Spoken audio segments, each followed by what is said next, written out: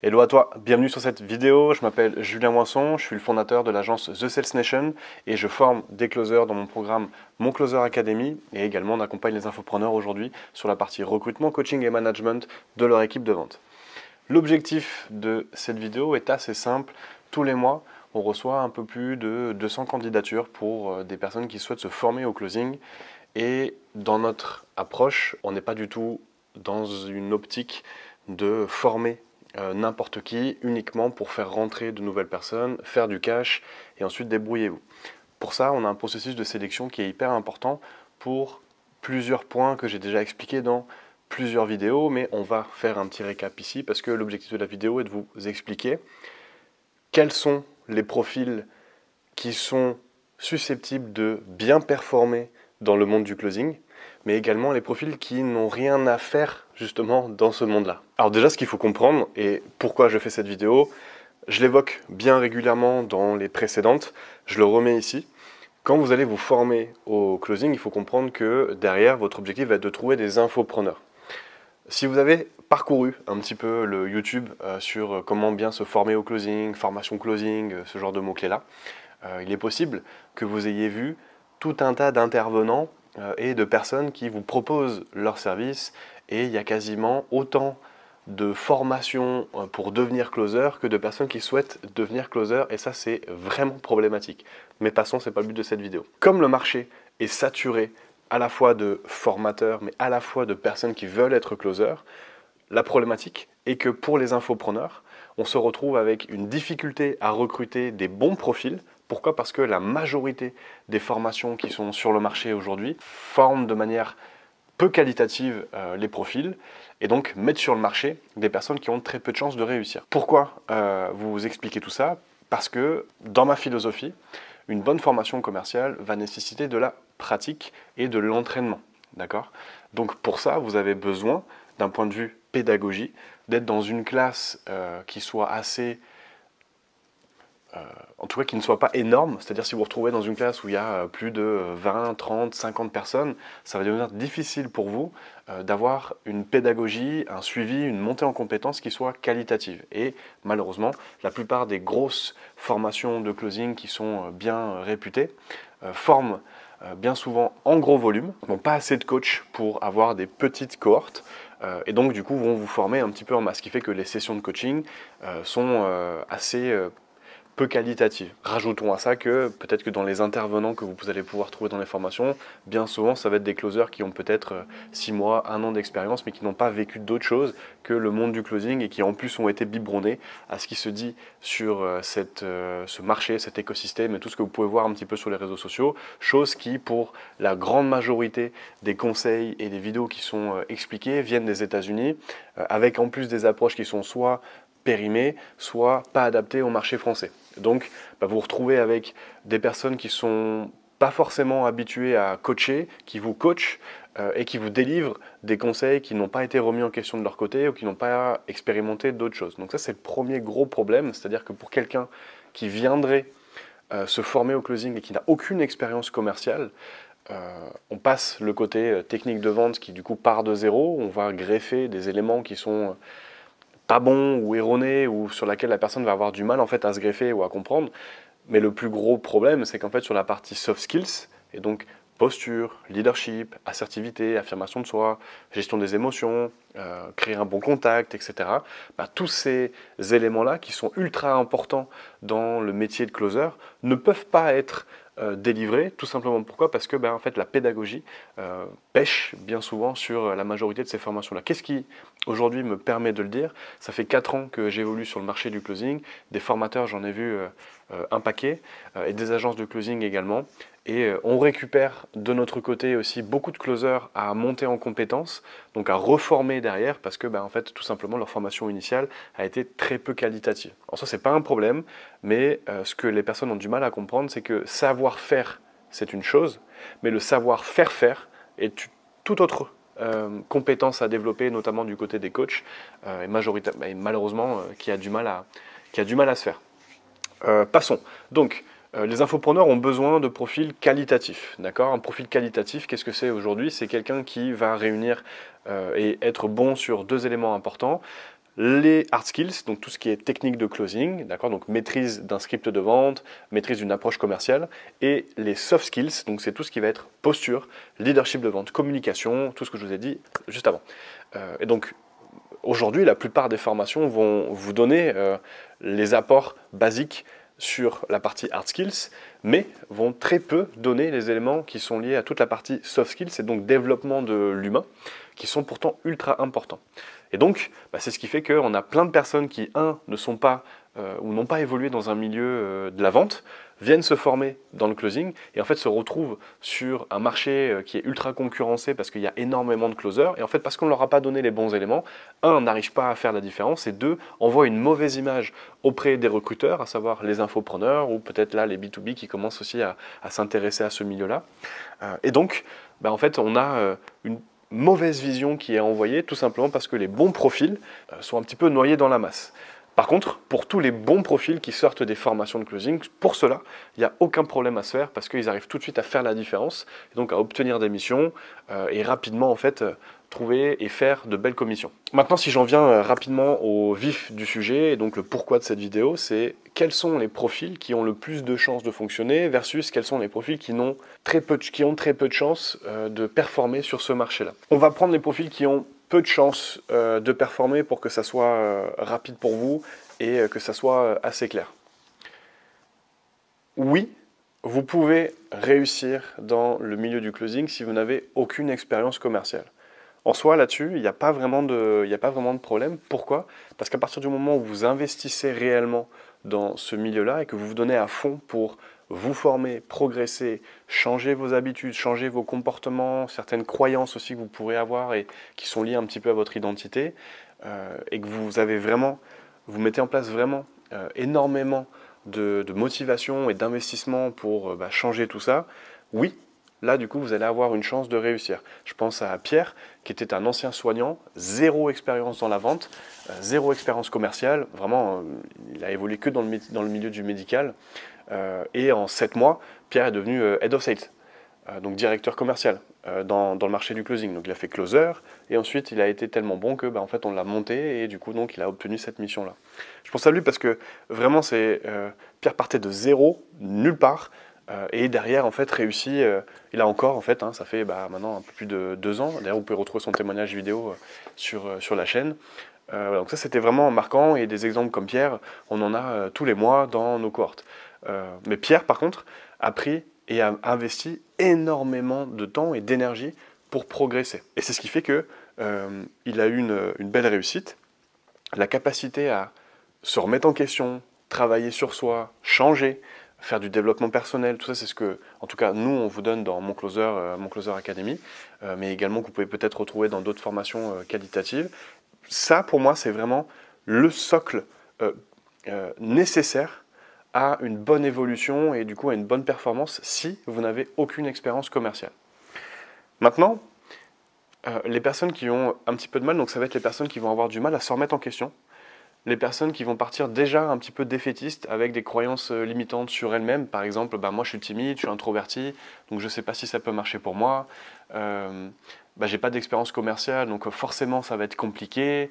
En fait, si vous partez déjà dans un état d'esprit défaitiste, pessimiste et fermé à l'évolution, c'est-à-dire ouais, j'ai une part de moi à l'intérieur de moi en fait qui est en train de me dire que oui, ça va être compliqué, mais je dois aussi trouver cette part en moi qui va me dire ouais, ok, j'ai ça, mais par contre, j'ai vraiment envie de me défoncer, j'ai vraiment envie d'y arriver. Si cette part-là gagne, aucune chance pour vous de réussir. Vous devez écouter cette part-là, celle qui a envie de réussir, qui a envie de passer à l'action, qui a envie de se transformer, qui a envie de se changer, de se remettre en question et de développer de nouvelles compétences et un nouvel état d'esprit. Premier point. Deuxième point, pour faire une transition de ce que je viens de dire, l'état d'esprit, ultra important. Combien de personnes on a au téléphone qui nous disent « mais c'est quoi les garanties que vous proposez ?» C'est que moi, je vais avoir la garantie que si je me forme chez vous, je vais avoir des missions et je vais réussir en fait à toucher de belles commissions. Mais excusez-moi, mais où est-ce que vous avez vu que vous demandiez à un chef d'entreprise des garanties sur son business? Vous êtes chef d'entreprise, vous êtes freelance, vous êtes à votre compte. Si vous deviez attendre d'avoir des garanties pour devenir entrepreneur, mais juste ne vous lancez pas.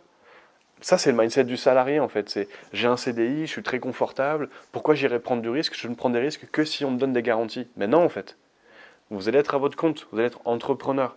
Donc c'est dur en fait de demander des garanties. Et si en face, en plus, des formations vous donnent des garanties, comme quoi vous allez avoir des missions, ça aussi c'est un red flag à prendre en compte. Il y a tellement de personnes qui sont formées qu'il y a limite plus de closers qui se forment que d'offres qui vont tomber.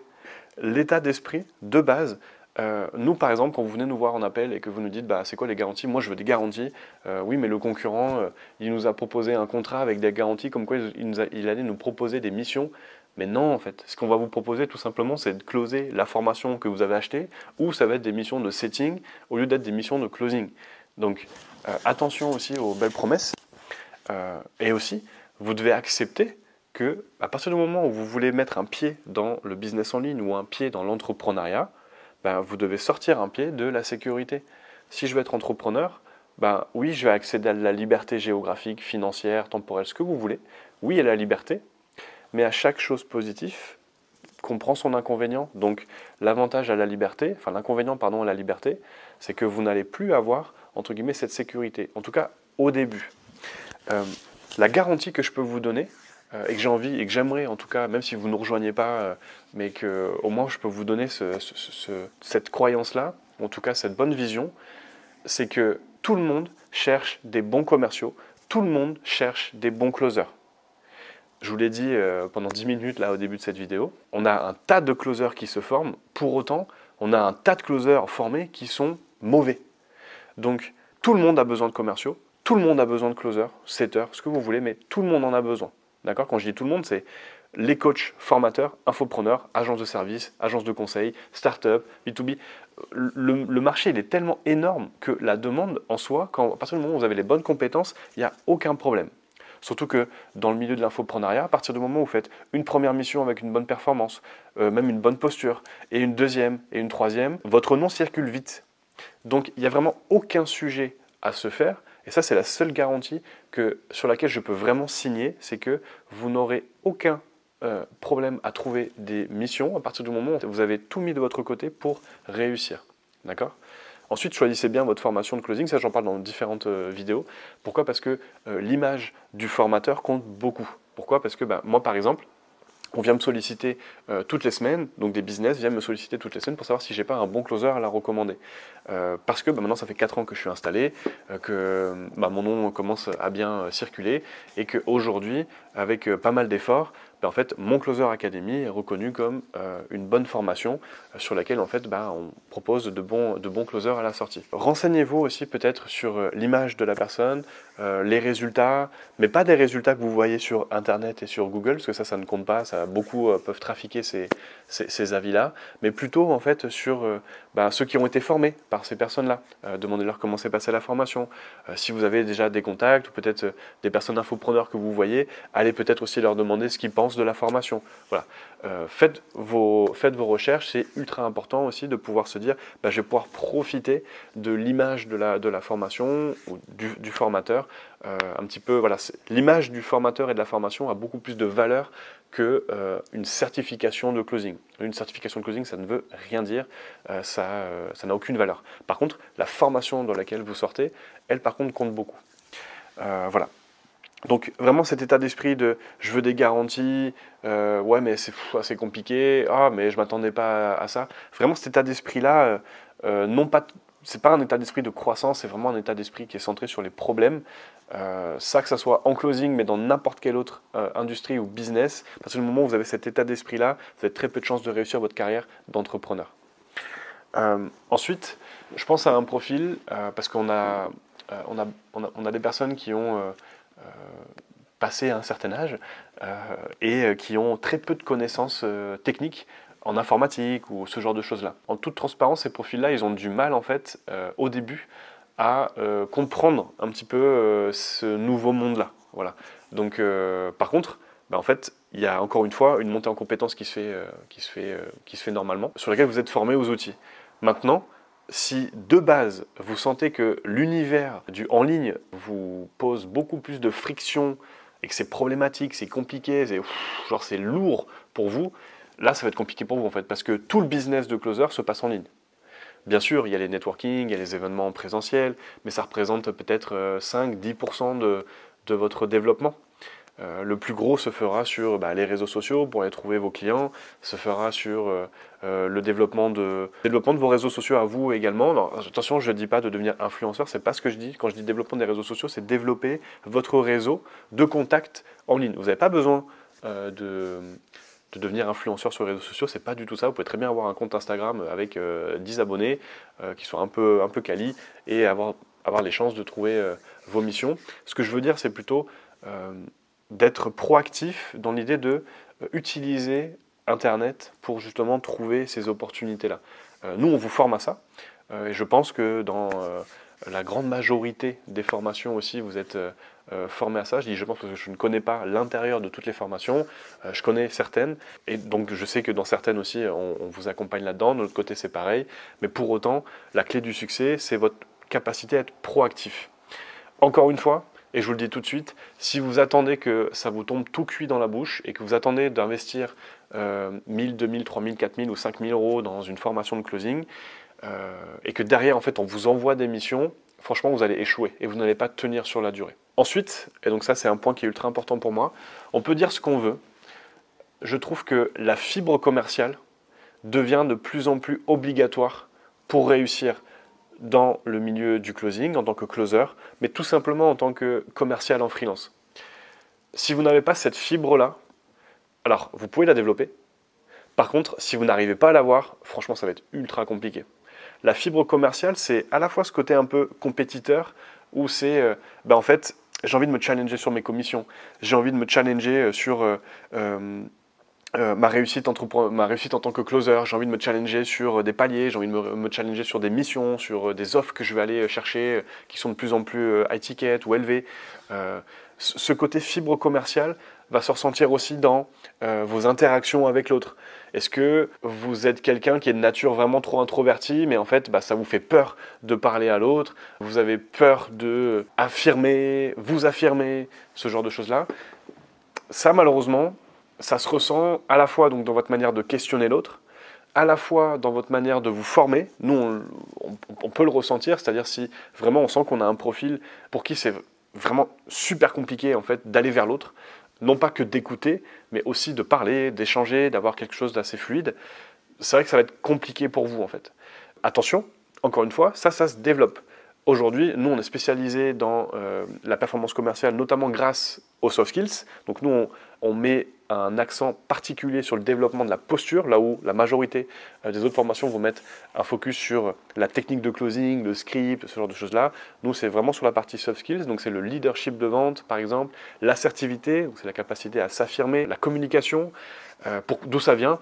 Tout simplement parce que moi ça fait 13 ans que je suis formateur, que j'accompagne des commerciaux et que je me forme moi-même sur cette partie de développement personnel. J'ai différentes formations, de la PNL, en passant par l'hypnose conversationnelle, en passant par des formations sur la communication assertive, tout ce genre de notions qui sont ultra importantes pour moi aujourd'hui dans la réussite d'un commercial. Et donc, si ces soft skills-là sont vraiment à des années-lumière de chez vous et qu'en plus vous sentez que ça va être pas quelque chose qui vous appelle, là pour moi en fait c'est que votre fibre commerciale va avoir très peu de chances de se développer et si vous avez une faible fibre commerciale, je pense que vous allez avoir vraiment du mal à performer là-dedans. Voilà, en tout cas pour moi c'est vraiment des points qui sont importants. Ensuite le dernier point que je vais mettre en avant, je vais essayer d'être le plus pondéré possible pour que ça soit à la fois le plus transparent, honnête, mais que ça ne vous décourage pas non plus. Le dernier point que j'ai envie de mettre en avant, c'est sur le côté disponibilité. Ce que j'entends par là, c'est aujourd'hui les personnes qui vont se former au closing, pour moi, il y en a deux. Il y a celles qui veulent se faire un complément de revenu et il y a celles qui veulent vraiment en faire une vraie activité. J'ai aucun problème avec le fait et le discours de vous pouvez vous faire un complément de revenu avec le closing. Par contre, je veux vraiment qu'en fait, on soit le plus honnête possible sur cette catégorie-là. Pourquoi? Parce qu'aujourd'hui, mettez-vous à la place d'un chef d'entreprise, entre un candidat qui va vous dire que lui, il n'a que peut-être 3-5 heures par semaine à consacrer à votre business, versus un autre candidat qui lui va vous dire, en fait, moi, il faut vraiment que je réussisse, j'ai vraiment envie de réussir et je vais tout faire pour tout vous donner. Et donc moi, du coup, je suis disponible du lundi au vendredi, de 9 h à 18 h ou plus. Je suis vraiment disponible. Quel candidat vous allez choisir?